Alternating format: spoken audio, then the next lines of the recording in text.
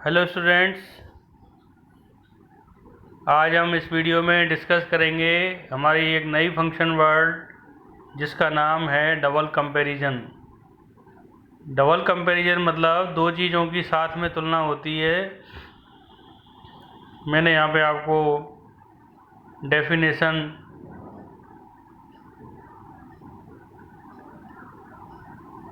Discuss किए। देखिए बेटा, दो वस्तुओं की, दो क्रियाओं की, दो व्यक्तियों की समान तुलना होती है, वहाँ डबल कंपैरिजन फंक्शन वर्ड का उपयोग होता है। दिख रहा है आपको?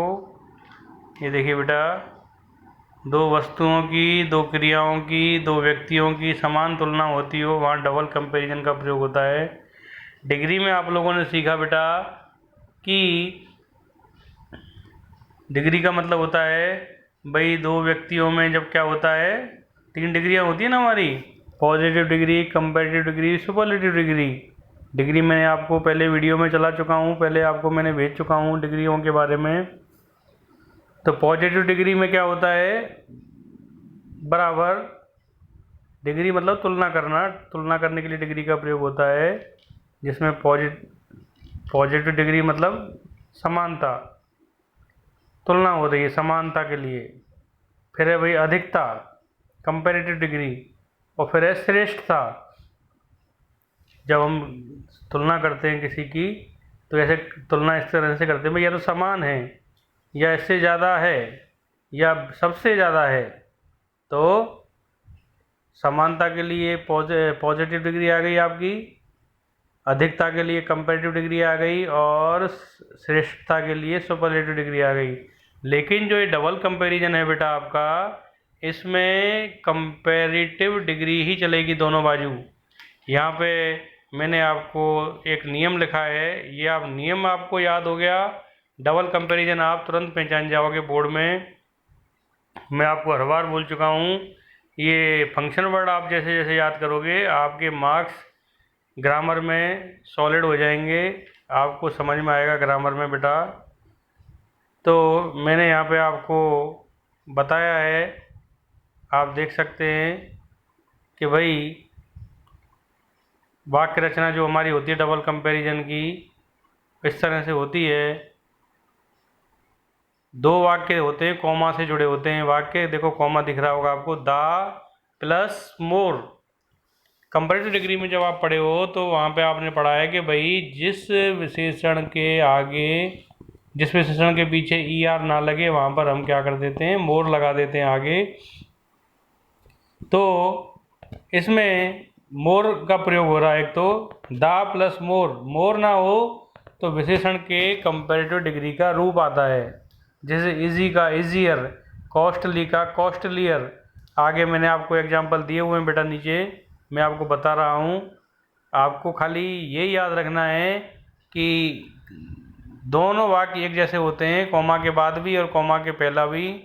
ये भी दा से शुरू होता है और ये भी दा से शुरू होता है। दो वाक्य दिख रहे हैं बेटा, कॉमा दिख रहा है आपको यहाँ पर, ठीक है। तो दोनों वाक्यों की रचना एक जैसी होती है, दा प्लस मोर आएगा या तो, या विशेषण के कंपैरेटिव डिग्री का रूप आएगा, प्लस कर्ता आएगा, प्लस शेष वाक्य आएगा। वर्ब मतलब कर्ता के बाद में आएगी। इसी तरह से कॉमा के बाद में आप देख सकते हो दा आ रहा है प्लस मोर आ रहा है विशेषण, या फिर विशेषण के कंपैरेटिव डिग्री का रूप आ रहा है। मैं आपको नीचे एग्जांपल दिए हुए मैंने 5, प्लस कर्ता प्लस शेष वाक्य। शेष वाक्य मतलब कर्ता के बाद में वर्ब है या जो भी एक्स्ट्रा शब्द हैं वो आपके कर्ता के बाद में आएंगे। तो दो वस्तुओं की, दो क्रियाओं की, दो व्यक्तियों की समान तुलना होती हो, वहाँ डबल कंपैरिजन फंक्शन वर्ड का उपयोग होता है। एकदम इजी है बेटा, आपको तुरंत समझ में आ जाएगा। मैं आपको बोल रहा हूँ, इसके अर्थ बताऊंगा। The more you eat starters, the more you eat starters लिखा है ना, आ गया ना द मोर। द मोर यहाँ पे आ गया, देखो दोनों जगह आ गया, the more the more the more the more. मतलब दोनों जो सेंटेंस हैं, कॉमा से पहले वाला और कॉमा से बाद वाला, दोनों में दा आता है। एकदम इजी है, पहचान जाओगे तुरंत ही। आपको लिख देना है डबल कंपैरिजन। 1 मार्क पक्का हो गया आपका। तो इस वाक्य का मतलब क्या है बेटा, कहाँ काम में आता है ये? The more you eat starters the more you feel hungry. आप जितने ज़्यादा स्टार्टर खाओगे, हम खाने से पहले स्टार्टर का उपयोग करते हैं ना, काहे के लिए? भूख बढ़ाने के लिए। सूप भी पीते हैं, मंचूरियन भी खाते हैं कई बार हैं। और स्टार्टर में क्या क्या आता है आपके? मंचूरियन खाते हैं, फिर वो रोल आता है वो भी खाते हैं। तो स्टार्टर का मतलब होता है भाई भूख बढ़ाने के लिए। तो आप the more you eat starters the more you feel hungry. जितना ज़्यादा आप स्टार्टर खाओगे उतना ही ज़्यादा आपको भूख महसूस होगी। जितना ज़्यादा उतना ही ज़्यादा। दोनों क्या हो रही है? दोनों में समान तुलना हो रही है। अगला देखिए, the faster you run the earlier you will reach at destination या at your home. The faster you run, तुम जितना तेज दौड़ोगे, द अर्लियर, उतनी ही जल्दी, you will reach at destination, उतनी ही जल्दी मंजिल पर पहुंचोगे।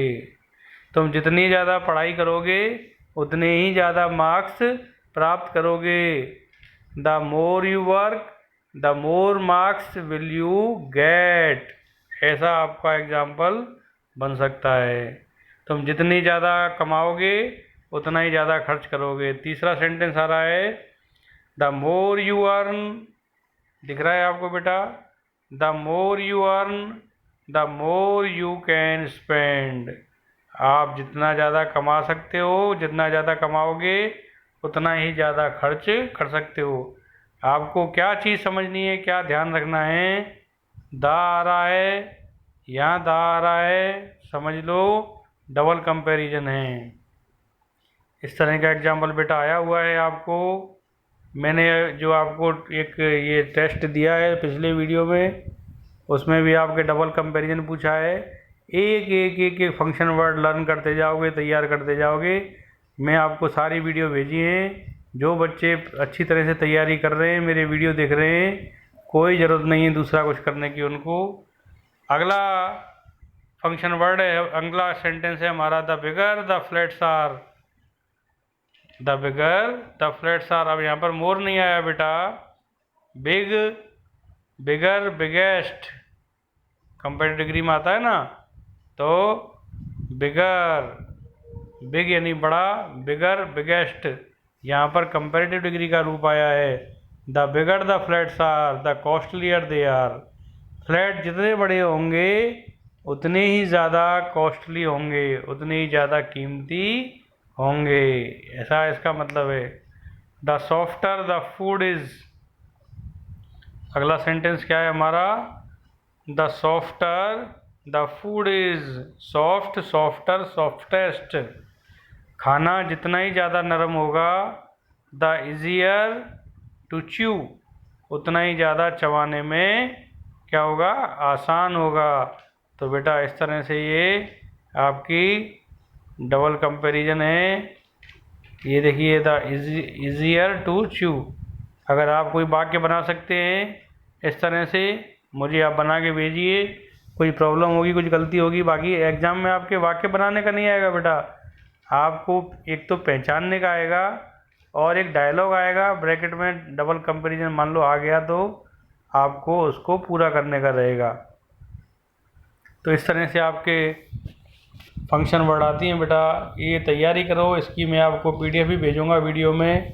कोई प्रॉब्लम हो, कोई समस्या हो तो मुझे आप बताइए, प्रॉब्लम शेयर करिए आपकी। आप इसको लिख लीजिए अपनी नोटबुक में, एग्जाम्पल भी लिख लीजिए आप। आपको जो बच्चे 11th में हैं उनको दोनों साल काम आएंगे। जो बच्चे 12th में हैं, लास्ट ईयर भी मैंने समझाया है, तो वो भी तैयारी कर लें, अपनी नोटबुक में लिख लें और एक एक फंक्शन वर्ड ढंग से तैयार करते जाएं। Thank you.